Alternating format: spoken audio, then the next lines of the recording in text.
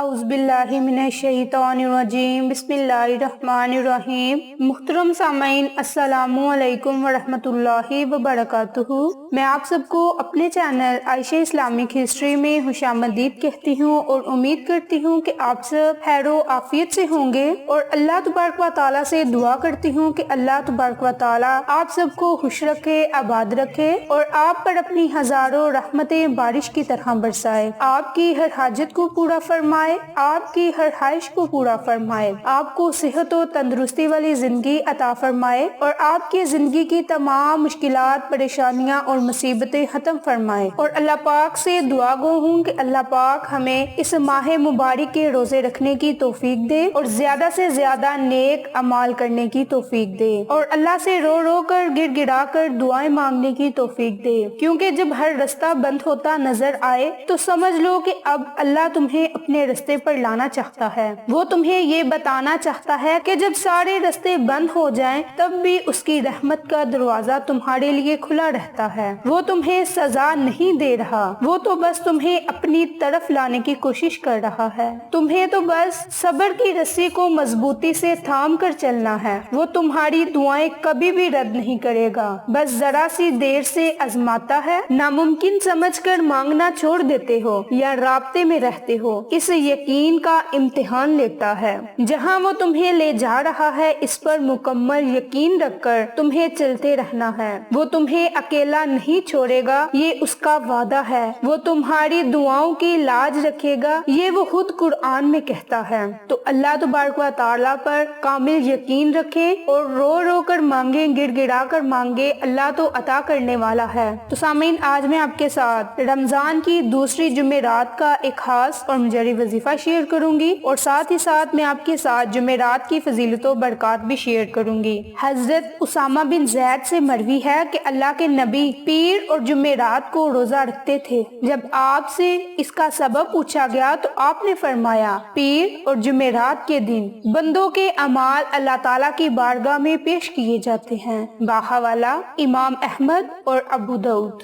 تو ہمیں کوشش کرنی چاہیے کہ ہم زیادہ سے زیادہ نیک اعمال کریں، اور جب ہمارے اعمال اللہ کی بارگاہ میں پیش کیے جائیں تو ہمارے اعمال نیک اور اچھے ہوں۔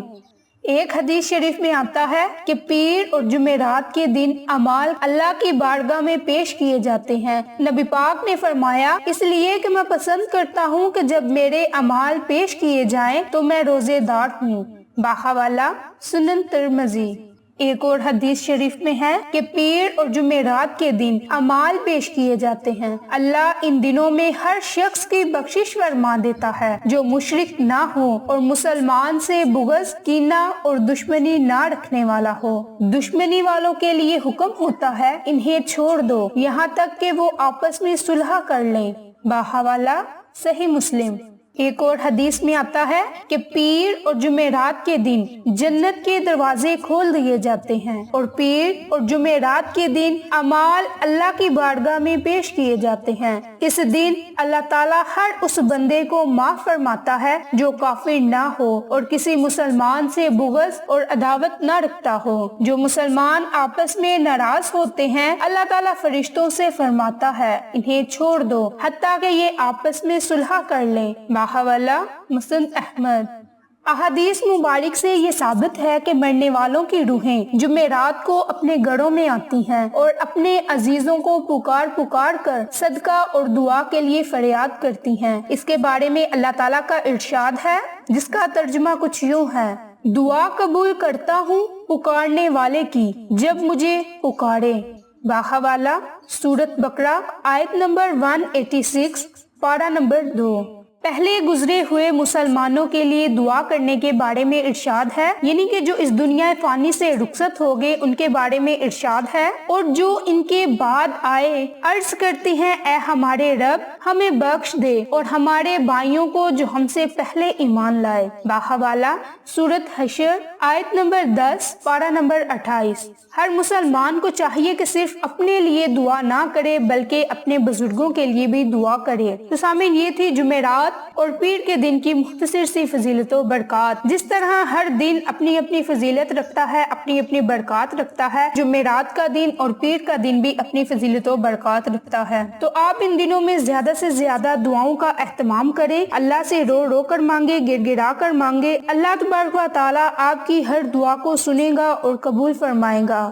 تو سامعین، اب میں آپ کو جمعرات کے دن کا ایک خاص اور جاری وظیفہ بتاؤں گی جو بہت ہی آسان ہے۔ اگر آپ اس عمل کو، اس وظیفے کو کریں گے تو اللہ تبارک و تعالی آپ پر ضرور مہربان ہوگا۔ تو آپ نے ایک دعا پڑھنی ہے۔ اب وہ دعا کیا ہے، اسے کس طرح پڑھنا ہے، یہ بھی دھیان سے سن لیں۔ آپ نے نماز فجر کے وقت حسبی اللہ لا الہ الا هو علیہ توکلت وہو رب العرش العظیم، حسبی اللہ لا الہ الا هو علیہ توکلت وہو رب العرش العظیم، جس کا ترجمہ کچھ یوں ہے، تو کہہ دو کہ اللہ مجھے کفایت کرتا ہے، اس کے سوا کوئی معبود نہیں، اسی پر میرا بھروسہ ہے اور وہی عرش عظیم کا مالک ہے۔ تو آپ نے نماز فجر کے وقت سورۃ توبہ کی اس آیت مبارک کو 21 مرتبہ پڑھنا ہے، اور اس آیت مبارک کے اول اور آخر آپ نے 3 مرتبہ درود پاک کو لازم پڑھنا ہے۔ درود پاک آپ چاہیں تو درود ابراہیم پڑھ لیں،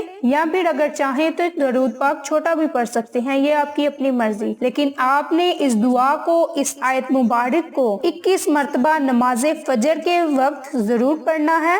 اگر آپ اس دعا کو سحری کرتے وقت بھی پڑھیں گے تو اللہ تبارک و تعالی آپ پر ضرور مہربان ہوگا، آپ کی ہر دعا قبول ہوگی، آپ کی ہر حاجت پوری ہوگی، آپ کو زندگی میں ہر مقصد میں کامیابی ملے گی، آپ کبھی بھی کسی کے محتاج نہ ہوں گے۔ اللہ تبارک و تعالی آپ کی غیبی مدد فرمائیں گے، اتنا وسیع و گشادہ آپ کو رزق عطا فرمائیں گے کہ آپ کے وہم و گمان میں بھی نہ ہوگا کہ آپ کو اتنا وسیع و گشادہ رزق آیا تو آیا کدھر سے۔ اتنی برکات ہے اس آیت مبارکہ کی، تو آپ اس آیت مبارکہ کو نماز فجر کے وقت یا پھر سحری کرتے وقت، ان دونوں اوقات میں سے کسی بھی ایک وقت میں آپ اس دعا کو ضرور پڑھیں۔ انشاءاللہ پھر اللہ کی رحمتیں برستی خود دیکھیے گا، اللہ آپ پر کس طرح اپنی رحمتیں برسائے گا۔ بہت ہی مختصر سا عمل ہے، آپ کا زیادہ وقت بھی نہیں لگے گا، اس لیے آپ اس عمل کو ضرور کریں اور صدقے کی نیت سے اپنے جاننے والوں کے ساتھ شیئر بھی لازم کیجیے۔ انشاءاللہ پھر کسی نئی اچھی ویڈیو کے ساتھ یا اچھی معلومات کے ساتھ آپ کی خدمت میں حاضر ہوں گے۔ تب تک کے لیے اجازت دیں۔ السلام علیکم ورحمۃ اللہ وبرکاتہ۔